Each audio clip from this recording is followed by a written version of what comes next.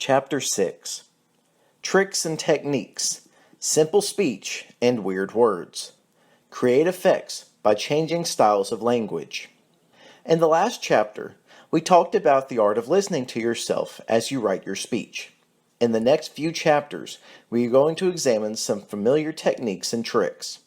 The next 3 chapters are relevant for all speeches. The one after, Chapter 9, is especially relevant to arguing and persuading. Many of these techniques have technical names, particularly those which are formally classed as figures of speech. However, there is nothing outlandish about any of them. I am certain that you will find that you have used all of them in ordinary conversation and ordinary argument, or heard them used by someone else to work on you. As we run through each example, talk it through to yourself. Think of a time when you spoke like that yourself. Think of a time when you heard someone else speak like that. Did it work for you? Did it work against you? You will then be able to concentrate more in your writing on the tricks and techniques which work, and avoid the ones which fail. Of course, if you were writing for someone else, you will apply the first test in a different way if you know your intended speaker at all. You will mentally replay your speech in ordinary conversation, and you will remember perhaps that he or she is brilliant at delivering the killer fact, but makes a dog's dinner of metaphors. If you like your job, you will then write out speeches with plenty of killer facts and no metaphors. All of these tricks and techniques are designed to make you more like the person you are, or make your speaker more like himself or herself. That is what you can learn from the failures.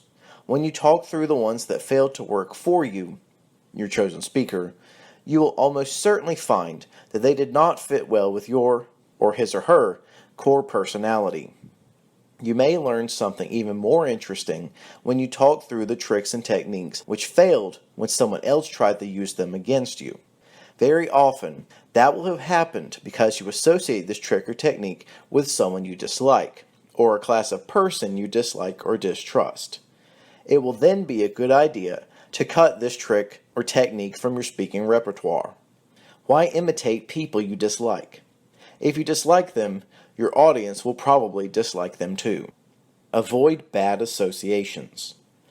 In particular, there are some familiar rhetorical devices which have become devalued through association with unpopular groups of people, especially slick politicians or salespeople. One is called defining the background. This used to be a very effective way of dealing with an awkward fact or argument. Before analyzing or even presenting that fact or argument, the speaker would give the audience a background of different facts, which made them see the awkward fact in a different light.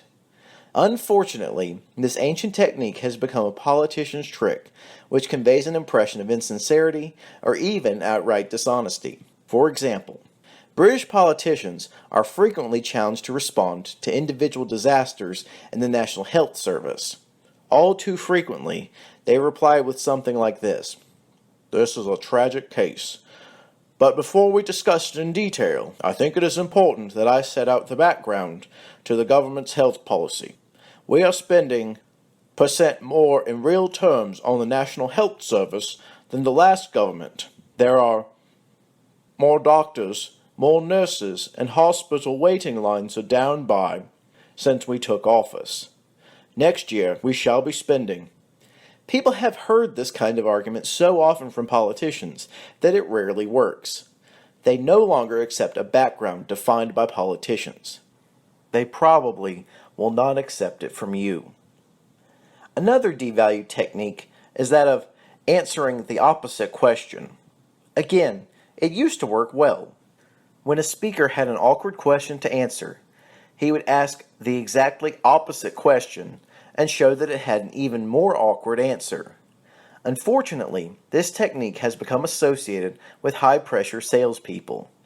The former Labour leader Neil Kinnock was one of the last great orators in British politics, but I once heard him wreck a major economic broadcast with a misplaced use of this technique.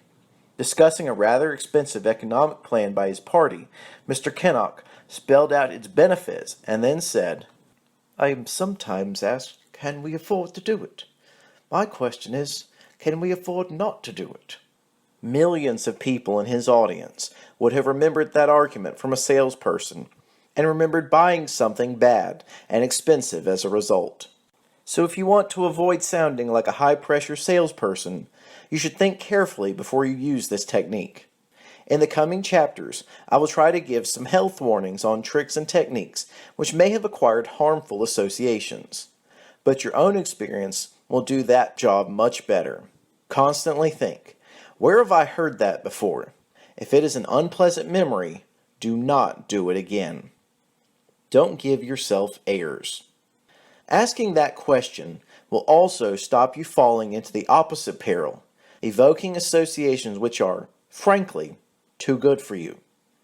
Some tricks and techniques are associated with truly great orators, and it is presumptuous and annoying to an audience to put yourself in their place. For example, deliberate repetition can be very effective, beginning a series of sentences with exactly the same phrase. But if it makes you, or the speaker, sound like Martin Luther King, forget it. The device will make an audience concentrate on the difference between you or your speaker and Martin Luther King, not the similarity. Winston Churchill is another dangerous example. Like Martin Luther King, he was fond of deliberate repetition, but he had other personal tricks, like the use of double adjectives, which gave his speeches a special rhythm and richness. Test these tricks by all means, but if they turn you or your speaker into a parody Churchill, leave them behind on the cutting room floor. Keep in mind all those necessary warnings. You are now ready to test drive some of the motors of good writing and speaking. When to keep it simple. Almost every manual of good writing and good speaking will tell you to use everyday language. They will suggest you use the simplest and commonest words which convey your meaning. They advise you to prefer short words to long words, to prefer Saxon words to Latin, to prefer modern expressions to old-fashioned ones. They will warn you against straining for effect. They will tell you to avoid technical language, jargon, and gobbledygook. You could summarize all this advice in 3 words. Don't get weird. This is extremely good advice. It is right far more often than it is wrong. Simple, everyday language conveys your meaning more effectively than pompous circumlocutions and connects you instantly to your audience. It may also save you from making a fool of yourself. Some years ago, the then American ambassador to London, Walter Annenberg, was voted Britain's most popular television comedian after his appearance in a TV documentary about the Queen. She asked him if he had moved into his residence. Perhaps flustered in the presence of majesty, Mr. Annenberg replied, "In present circumstances, ma'am, we are suffering from elements of discomfiture associated with factors of refurbishing about the residency." He meant, we've got the builders in. Mr. Annenberg was an amateur. Since his time, we have seen the rise of professional obscurantists, people who deliberately say nothing at all, and a great number of complex words. Many are government bureaucrats. Others are professionals who use jargon as a claim to expertise. Lawyers, priests, soldiers, alchemists, astrologers are ancient professions which quickly invented their own special language, but their efforts have been overtaken by the 20th century's priesthood, economists, psychologists, social scientists, and management consultants. I do not want to seem prejudiced. Some of my best friends are management consultants, but some members of their profession are jargonaholics. In England, managerial English brought a new eponym into the language. Burt-speak, named after its inventor, Sir John Burt. Ironically, he was Director General of the BBC, one of the world's great communicators of English. Here is a prime example.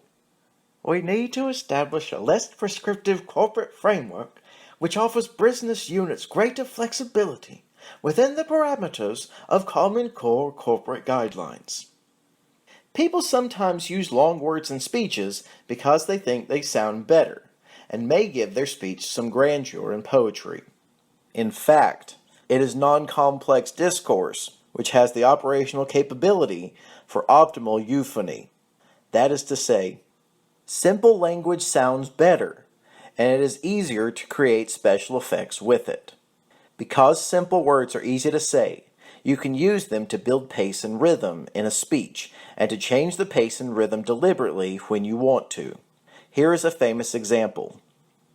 We shall not flag or fail. We shall go on to the end. We shall fight in France. We shall fight on the seas and oceans. We shall fight with growing confidence and growing strength in the air.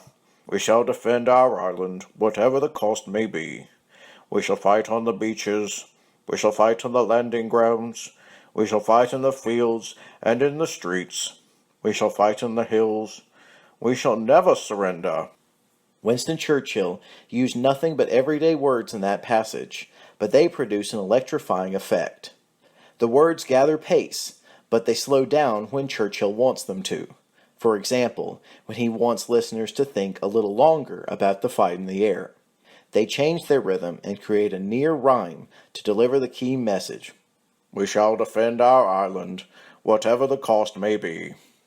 If Burt speak had been around in 1940, Churchill's speech might have been expressed as, There is no template of diminution or dysfunction. We shall continue in our strategic policy framework until we have delivered all our objectives going forward in all of our chosen operational theaters, in both overseas and domestic locations.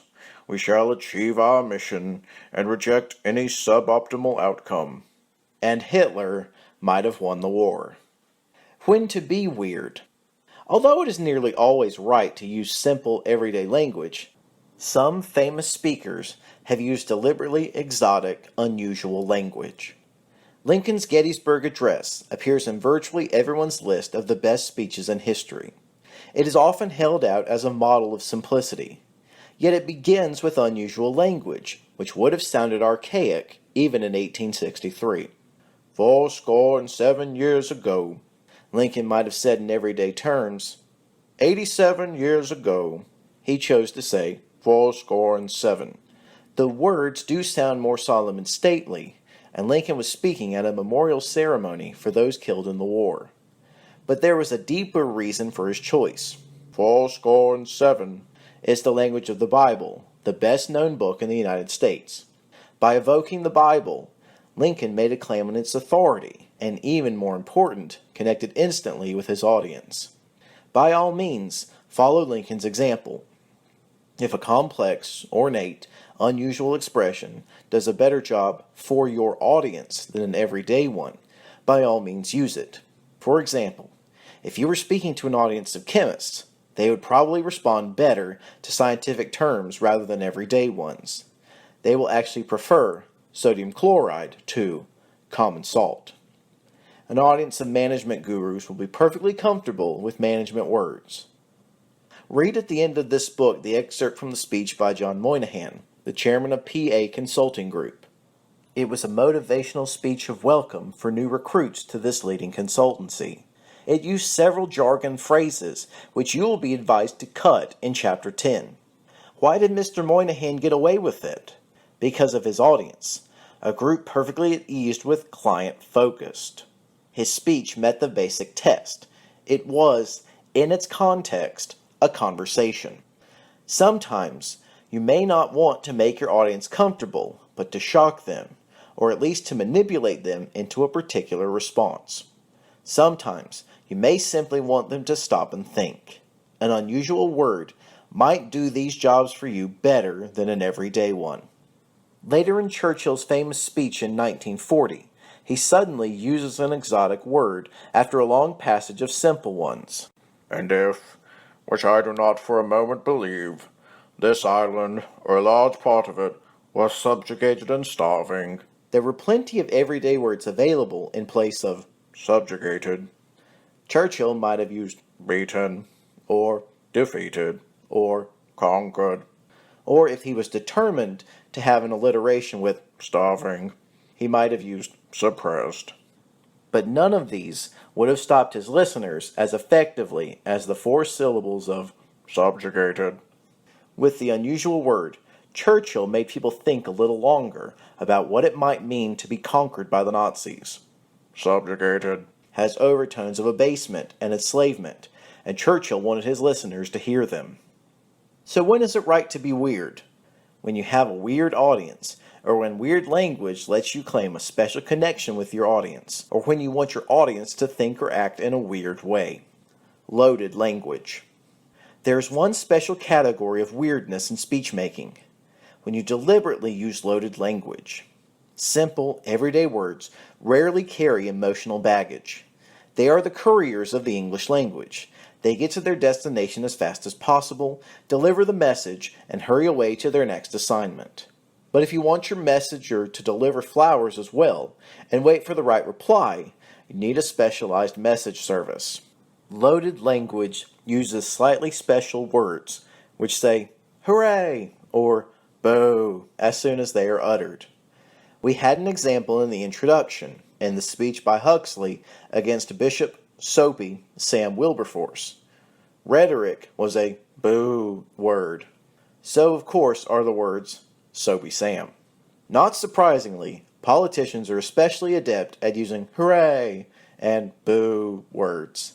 Many receive elaborate coaching on words to avoid, words to use, and words to pin on their opponents. For example, few politicians in the English-speaking world would talk about public spending. At best, this is a neutral expression, and spending has some negative connotations. The hooray expression is investment in public services. In politics, words often travel in pairs, in a boo version and a hooray version. Examples are elitist, boo, and expert, hooray, or bureaucrat, boo, and public servant, hooray, repressive, boo, and tough, hooray. If you like another country's rulers, they are its government. If you are uncertain about them, they are its administration. And if you cannot stand them, they are its regime. Perhaps under the influence of politics, the same kind of pairing is increasingly frequent in ordinary speech. Think of simple, generally a hooray, and simplistic, boo. Easy, neutral, or hooray, and facile, boo, or flexible, hooray, and pliable, boo. Politicians who are fond of the buzzword flexible labor markets might try the effect of substituting pliable labor markets. Quite often, you can get more of a boo or hooray effect with a strange word rather than a commonplace one. Calling someone oily is pretty insulting, but call him oleaginous to express real contempt. Woolly thinking is bad enough, but flocculent thinking, with its echo of flatulence, is far more pejorative. Another strange word with a useful echo is inspissated. It means thickened or condensed, as in Campbell's inspissated soup, and it works well in conjunction with words like gloom, or tedium, or obscurity. Sometimes a foreign word carries more boo or hooray than an English one. Bureaucrat is quite a wounding expression, but apparatchik is positively venomous. When I toiled in British politics as a dingy researcher, I often borrowed a title from French politics as a more glamorous job description: chef de cabinet. If you were ever stuck for a colorful expression, I recommend the Yiddish language. Why call someone a mediocrity when you can call him a nebbish, a schlemiel, or a nudnik? When no current word, English or foreign, is sufficiently loaded, it can be very effective to make one up. An easy way to make up words is to tack on certain prefixes and suffixes. Common word-creating prefixes are euro, crypto, or mega and mini, and, pretentiously, uber. Possible suffixes include onomics, ology, otomy, ocrat, file, erast, phobe, speak, oholic, naught, ism, ix, ite, and eyes. After Watergate, anything can be made into a scandal by adding gate to it. Many of these work especially well when tacked onto a proper name. Yiddish offers the suffix nick, usually pejorative. Real estate nick, no good nick, occasionally complimentary, refuse-nick. However, as a result of newspapers, this form of word creation is becoming dangerously close to cliché, especially the use of gate. You might instead prefer to make a slight switch on familiar expressions. My old boss, Dennis Healy, did this to brilliant effect 20 years ago in British politics when he called Mrs. Thatcher's economic policy sadomonetarism. The term was so successful that it passed into international use to describe the deflationary policies of other right-wing leaders.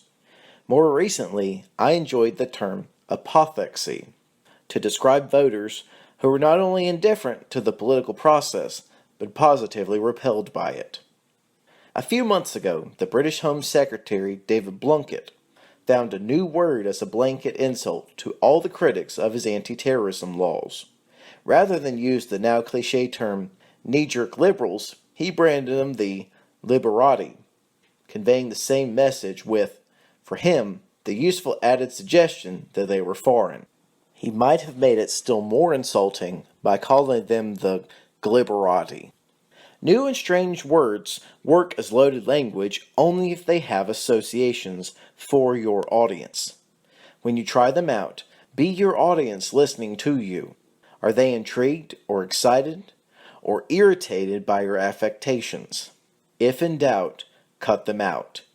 See Chapter 10. All your little darlings must be killed. To sum up, loaded language is a context in which you may succeed with a weird expression, even one you have invented. A weird expression can work not only because of its novelty, but because it will also certainly change the pace of your speech.